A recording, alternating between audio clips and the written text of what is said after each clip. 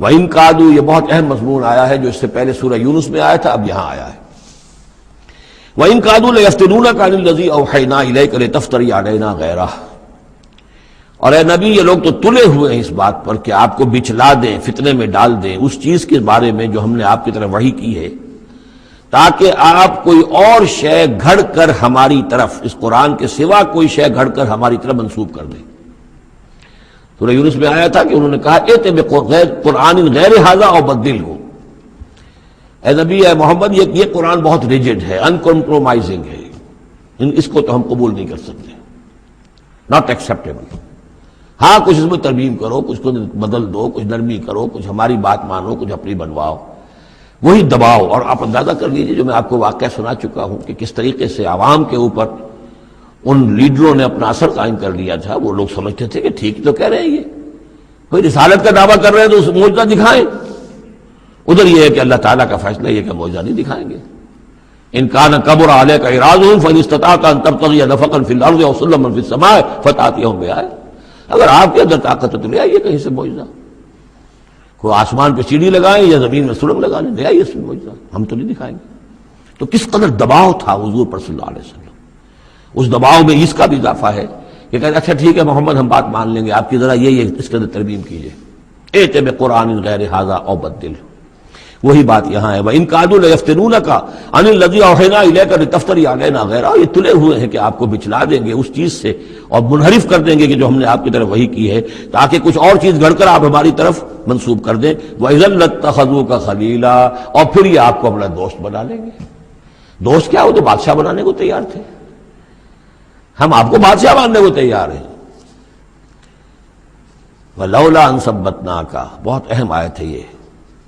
اور اگر ہم نے ہی نہ آپ کے پاؤں جما دیے ہوتے. دیکھیے محمد رسول اللہ کی بات ہو رہی ہے، آسان نہیں ہے. دباؤ، اس پورے پریشرز جو چاروں طرف سے پڑ رہے تھے. اللہ فرماتے ہیں وَلَوْلَا أَن ثَبَّتْنَاكَ. اگر ہم نے آپ کے قدم نہ جما دیے ہوتے لَقَدْ كِدتَّ تَرْكَنُ إِلَيْهِمْ شَيْئًا قَلِيلًا. تو عین ممکن تھا کہ آپ کچھ نہ کچھ ان کی طرف مائل ہو ہی جاتے، جو کہ جاتے. دباؤ اتنا شدید تھا. لولا ان ثبتناک. بالکل ویسے ہی جیسے کہ حضرت یوسف کے بارے میں فرمایا وَلَقَدْ هَمَّتْ بِهِ وَهَمَّ بِهَا لَوْلَا أَن رَأَىٰ بُرْهَانَ رَبِّهِ. اس عزیز کی بیوی نے تو قصد کیا ہی تھا، یوسف بھی کرتا، اگر اللہ کی ایک برہان نہ دیکھ لیتا. اس کا امکان موجود تھا کہ بر بنائے تب بشری. وہی معاملہ یہاں. وَلَوْلَا أَن ثَبَّتْنَاكَ. اگر ہم نے آپ کے پاؤں نہ جما دیے ہوتے، آپ کے دل کو جما نہ دیا ہوتا، آپ کو ثبات عطا نہ کر دیا ہوتا. لَقَدْ كِدتَّ. آپ تو قریب ہو گئے تھے تَرْكَنُ إِلَيْهِمْ کہ کچھ شَيْئًا قَلِيلًا ان کی طرف جھک جائیں.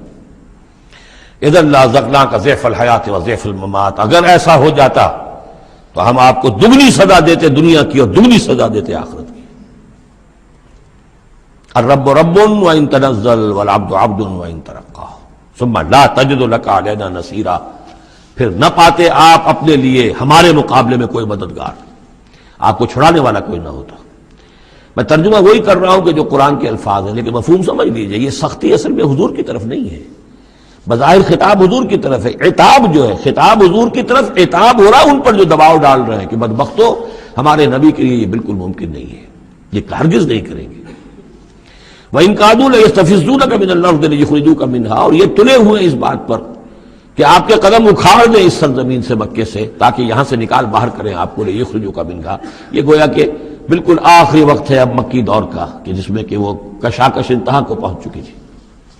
وَإِذًا لَا يَلْبَسُونَ خِلَافَكَ إِلَّا قَلِيلًا. لیکن ساتھ ہی پیشن گوئی بھی ہے کہ ٹھیک ہے، یہ تو نہیں کہا کہ یہ آپ کو نکال نہیں پائیں گے، اس کی نفی نہیں کی، لیکن یہ کہ پھر یہ بھی یہاں پر زیادہ دیر رہ نہیں سکیں گے. یعنی یہ کہ چند سال کی بات ہی ہے نا، 8 سال کے بعد، بلکہ بڑے بڑے سردار تو ان کے جو ہے 2 سال کے بعد ہی وہ بدر کے اندر جا کر کھیت رہے. ابو جہل کہاں رہا، عقبہ ابن ابی معیط کہاں رہا، سب ختم.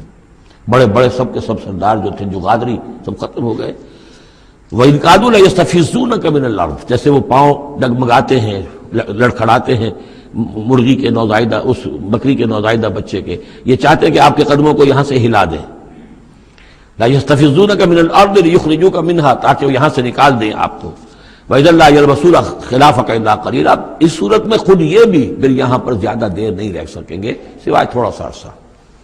سنت من قد ارسلنا قبلک من رسلنا، اور یہ طریقہ رہا ہے، ہم نے آپ سے پہلے جتنے رسولوں کو بھیجا ان کے باب میں ہمارا یہی قانون رہا ہے کہ نبی جب ہجرت کر جاتا ہے تو پھر گویا کہ امان اٹھ جاتی ہے، پھر اس قوم کے اوپر عذاب آتا ہے۔ ولا تجد لسنتنا تحویلا، اور آپ ہماری اس سنت اور قانون اور قاعدے میں اور ضابطے میں کوئی تبدیلی نہیں پائیں گے۔ اقم الصلاۃ لدلوک الشمس الى غسق اللیل وقرآن الفجر، نماز کو قائم رکھیے سورج کے ذرا ڈھلنے سے لے کر رات کے تاریک ہو جانے تک۔ یہ اصل میں 5 وقتہ نماز کا اب نظام یہاں آ رہا ہے، اس طریقے سے نہیں دیا گیا لیکن اب نظام بتا دیا گیا ہے۔ وہ تو حضرت جبرائیل نے بتایا، وہ معاملہ بالکل دوسرا ہے، لیکن یہ کہ سورج ڈھلتا ہے، جیسے نصف النہار ہے، اس سے ذرا سورج جو ہے مغرب کی طرف گیا، ظہر، تھوڑی دیر بعد عصر، تھوڑی دیر بعد مغرب، پھر رات تاریک ہو گئی، عشاء، 4 نمازیں ہیں۔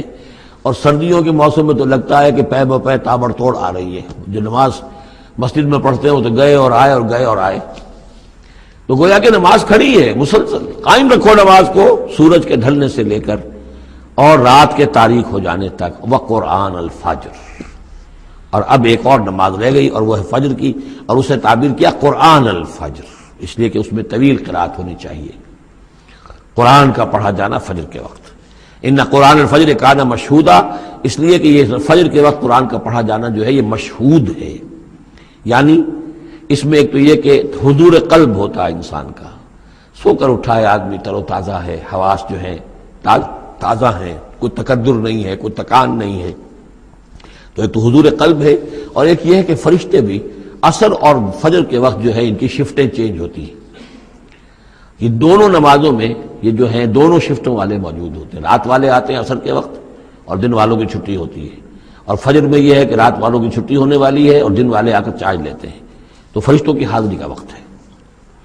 وَمِنَ اللَّيْلِ فَتَہَجَّدْ بِهِ، اور نماز کے ایک حصے میں سے آپ جاگیے اس قرآن کے ساتھ، بہی کو یہاں نوٹ کیجئے، جیسے سورہ انعام میں نے بار بار نوٹ کرایا تھا، انذر بہی ذکر بہی، تبشیر ہو اس قرآن کے ذریعے سے، تذکیر اس قرآن کے ذریعے سے، انذار اس قرآن کے ذریعے سے۔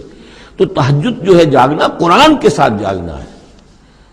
اب ہمارے ہاں چونکہ قرآن لوگوں کو یاد نہیں ہوتا تو جو پڑھتے بھی ہیں تہجد وہ تو 8 رکعتیں جیسے تیسے جو قل هو اللہ کے ساتھ پڑھ کر پھر بیٹھ کر کوئی مراقبہ کر لیا، کوئی اور ذکر کر لیا، وہ اصل تہجد وہ نہیں، اصل تہجد یہ ہے طویل قرات رات کو کھڑے ہو کر کی جائے، نافلۃ لک، یہ اضافی شے ہے اے نبی آپ کے لیے۔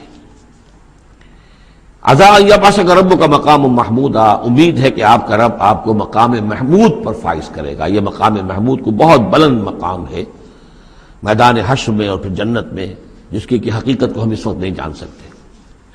وَقُلْ رَبِّ أَدْخِلْنِي مُدْخَلَ صِدْقٍ وَأَخْرِجْنِي مُخْرَجَ صِدْقٍ، اب یہ ہجرت کا حکم ہے جو حضور کو دیا جا رہا ہے، یعنی جب آیا ہے حکم، اجازت آئی ہے تو ساتھ ہی یہ دعا بھی تلقین کر دی گئی، اور یہ کہیے اے رب میرے مجھے داخل فرما جہاں تو نے مجھے داخل کرنا ہے، یعنی یثرب میں، مدینہ منورہ میں، اس وقت تک اس کا نام یثرب تھا، تو میرا داخلہ جو ہے سچا داخلہ ہو، عزت کے ساتھ داخلہ ہو، اعزاز کے ساتھ داخلہ ہو، مبوع صدق جیسے سورہ یونس میں آیا تھا، وَأَخْرِجْنِي مُخْرَجَ صِدْقٍ، اور یہاں مکے سے مجھے نکال، تو یہاں سے نکال باعزت طریقے پر، وَاجْعَلْ لِي مِن لَّدُنْكَ سُلْطَانًا نَصِيرًا، اور اب پھر آپ اپنے خزانہ فیض اور فضل سے مجھے سند عطا کیجئے، اختیار عطا کیجئے، حکومت کی طاقت عطا کیجئے۔ یعنی اب جو نیا دور آ رہا تھا، جو آپ جا رہے تھے مدینہ منورہ، تو اصل میں گویا کہ آپ کا استقبال تو وہاں ایسے ہونے والا تھا جیسے بادشاہ کا استقبال ہوتا، جاتے ہی وہاں آپ کو وہ حیثیت حاصل ہو گئی کہ اوس اور خزرج کے دونوں قبیلے جو ہیں انہوں نے گویا کہ آپ کو اپنا حاکم تسلیم کر لیا ایک معنی میں، اور یہودیوں کے تینوں قبیلوں سے آپ نے جو ہے جا کر معاہدے کر لیے، تو آپ تو فوری طور پر بے تاج بادشاہ ہو گئے۔ اسی کی دعا تلقین کی جا رہی ہے، اللہ تعالیٰ نے جو چیز دینی تھی ایک دعا کی شکل میں گویا کہ محمد رسول اللہ صلی اللہ علیہ وسلم کو تلقین فرما دیا۔ وَقُلْ رَبِّ أَدْخِلْنِي مُدْخَلَ صِدْقٍ وَأَخْرِجْنِي مُخْرَجَ صِدْقٍ وَاجْعَلْ لِي مِن لَّدُنْكَ سُلْطَانًا نَصِيرًا۔ وَقُلْ جَاءَ الْحَقُّ وَزَهَقَ الْبَاطِلُ، اور کہہ دیجئے حق آ گیا باطل گیا۔ اگرچہ حق کے آنے میں باطل کے جانے میں ابھی بظاہر تو چند سال ہے، ابھی 8 سال کے بعد مکہ فتح ہوگا، لیکن یہ کہ عالم امر میں تو فیصلہ ہو چکا، اللہ تعالیٰ کے ہاں تو اس کے لیے جو بھی ہے ٹائم ٹیبل معین ہے. قل جاء الحق وزهق الباطل ان الباطل كان زهوقا. یقیناً باطل جو ہے وہ تو ہے ہی بھاگ جانے والی شے، اس کے لیے کوئی صبر اور ثبات ہے ہی نہیں.